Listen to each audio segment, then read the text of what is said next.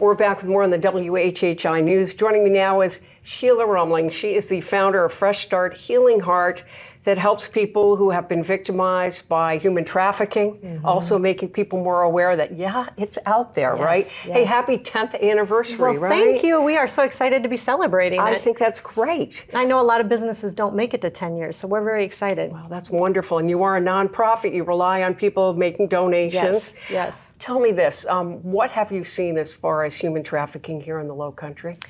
Oh, a bit of everything. We work with both sides, so the commercial sex industry as well as the labor trafficking industry. And we have had tips come in on all kinds of things from agricultural, hotel services, restaurant services, to home domestic servanthood, things like that, to even the commercial sex industry in all forms, from in-house to serving in hotels as well as homes.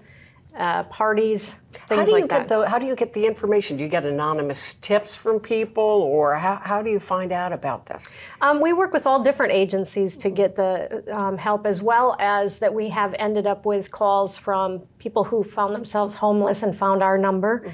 And when I did enough intake information, we were able to find out if they needed services elsewhere or if they actually fell into our services. You've been working for 10 years helping people. How has human trafficking changed as far as what you see? Well, we are seeing a lot more where people are coercing and coaxing the teens out of their homes. It might be through gifts and false love and promises on their goals and dreams.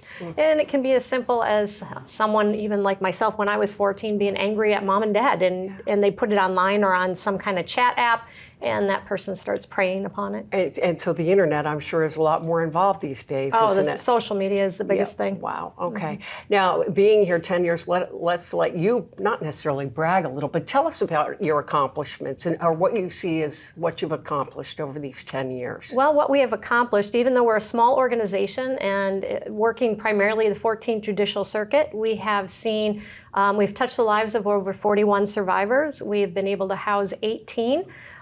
We have continued work right now with around 7, 8. It kind of goes up and down. And then also we have started the Lowcountry Human Trafficking Task Force that was a kind of a branch off of the state, and that was in 2016.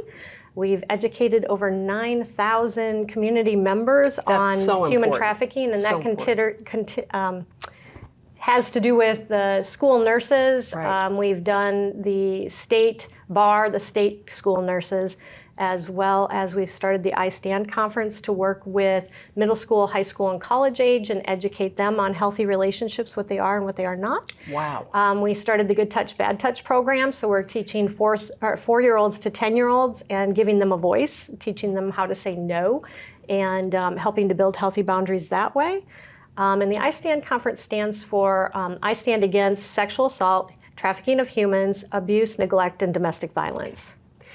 We were talking before we started chatting with everyone watching about the fact that federal funding's being cut, and you mentioned we don't get any federal funding, but you're still going to feel the impact because... We will feel it because we are supported by churches, businesses, small grants, and from people like yourself, individuals.